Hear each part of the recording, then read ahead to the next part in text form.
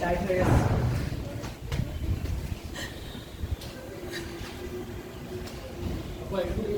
কথা বলেন আপনার মেয়েকে নিয়ে। মেয়েরা তো অনেক কষ্টই পায়।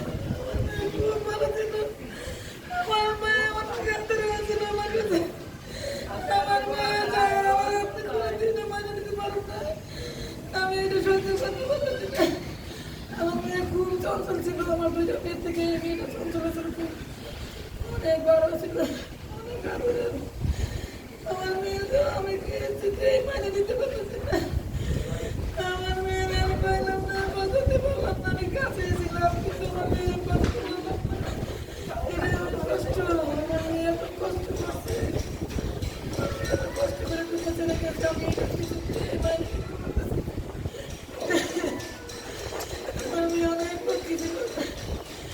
আমি সরাসরি আমার সাথে সাথে ভালো করে একটা বাজে খাবার দিতে গেছি, ছুটি হয়েছে, আমার মেয়ে আসতে পারছিল, বিয়ের জন্য আসতে পারছিল না।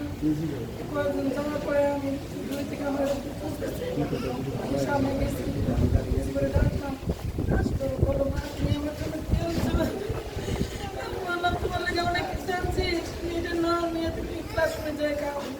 আমি মেয়ে খাবারগুলো নিয়ে মনে হয় খাইতেও পারি নাই। তখন আমি 10 মিনিট সময় বলবো গেটের সামনে আসছি, তখন ঠাস করে একটা শব্দ হইল। আমি পিছন ফিরে দেখি যে সবাই বলতেছে যে বিমান বসতেছে, আমি চলতেছে, আমি দৌড়ে ওই যে মুহূর্তে আমি দিচ্ছি গেটের সামনে, বুঝতে পারি না গেটের সামনে আমি বুঝতে পারি না, বুঝতে পেরে আমার জিনিসের মধ্যে অনেক খোঁজাখুঁজি করছি, আমি যেতে যেতে ভিতরে সবাই পাইলাম না। 3-4টা পর্যন্ত আমি খোঁজাখুঁজি পাইনি, তারপর লাস্টে 4টা বাজে আমার অফিসের কাছে সবাই বলতে মেডিকেল যায়, মেডিকেলে যায় পাইছি। তো আমি আমার মেয়ের লাশ পাইছি, আরও একটু বোঝা যায় না, চেয়ারে গেছে। আমার মেয়ের আইডি কার্ডটা স্পষ্ট বোঝা যাচ্ছে, কোনো করে নেই, আমার কষ্ট একটা, আমার মেয়ে অনেক কষ্ট। আমি 10 মিনিট সময় আমার সাথে নিয়ে আসতাম,